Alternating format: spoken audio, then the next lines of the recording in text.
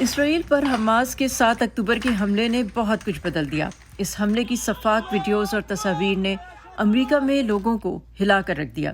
اس واقعے کا غم اور غصہ فطری طور پر یہودی کمیونٹی میں زیادہ تھا۔ اس کے فوراً بعد اسرائیل کی حمایت اور حماس کے حملوں کے خلاف امریکہ بھر میں مظاہرے شروع ہو گئے۔ امریکہ نے حماس کو دہشت گرد تنظیم قرار دے رکھا ہے۔ بدقسمتی سے وہ مکمل طور پر تباہ کر دیے جائیں گے۔ اس بار کوئی رحم نہیں ہوگا، کوئی قیدی نہیں ہوں گے۔ اسرائیل انہیں وہی دے گا جس کے وہ حقدار ہیں، اور ایسا ہی ہونے والا ہے۔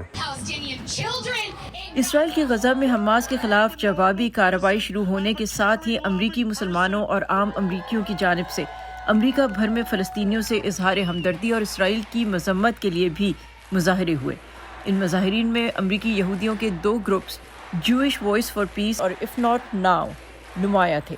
بائیں بازو کے یہ دونوں یہودی گروپس اپنی صہیونیت مخالف آئیڈیالوجی کا کھل کر پرچار کرتے آئے ہیں۔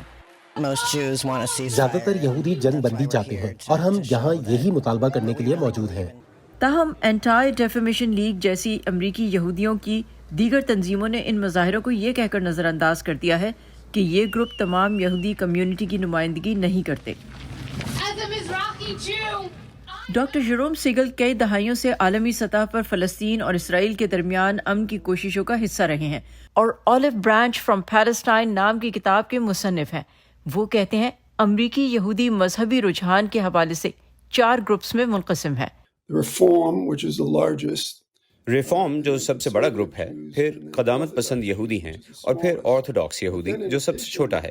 لیکن اس کے علاوہ تقریباً 1/3 امریکی یہودی وہ ہیں جو خود کو ان میں سے کسی بھی مذہبی گروپنگ کا حصہ نہیں دیکھتے اور کوئی خاص مذہبی نہیں ہیں۔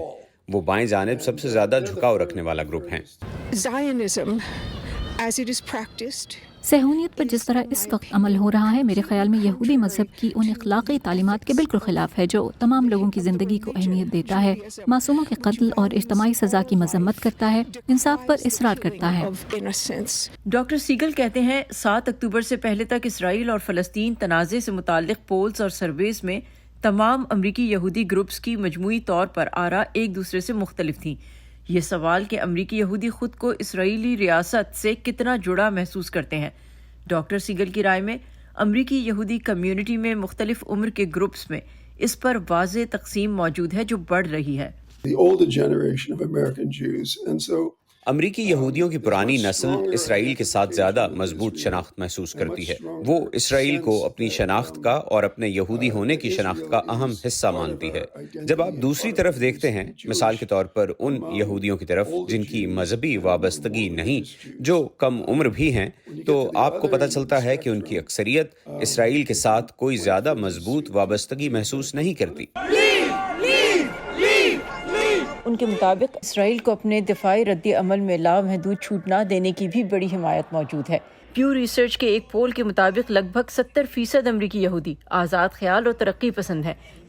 ڈاکٹر سیگل کہتے ہیں کہ امریکہ میں کروائے گئے رائے عامہ کے جائزے یہاں بسنے والی یہودی کمیونٹی کے سیاسی رویوں کی مکمل یا درست ترجمانی نہیں کرتے۔ Saba Shah Khan, Voice of America, Washington.